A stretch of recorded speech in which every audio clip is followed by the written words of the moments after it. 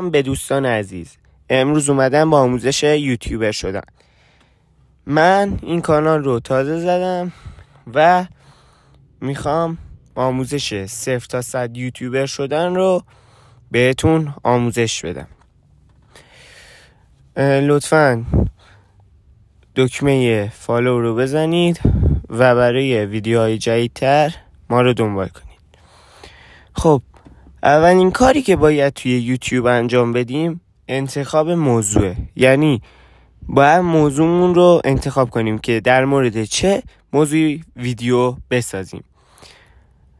مهمترین بخش یوتیوب همین موضوعه که اگر شما موضوعتون خوب نباشه کانالتون اصلا بازی نمیگیره و کسی ویدیوهای شما رو نمیبینه. پس باید اول موضوع خوبی رو انتخاب کنید.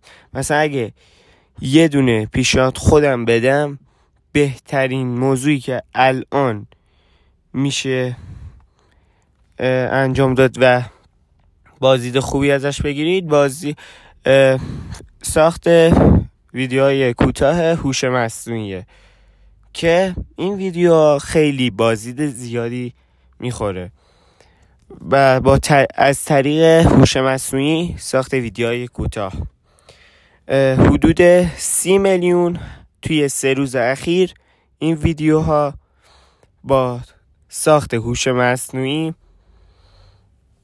بازدید خورده. کار خیلی سختی هم نیست.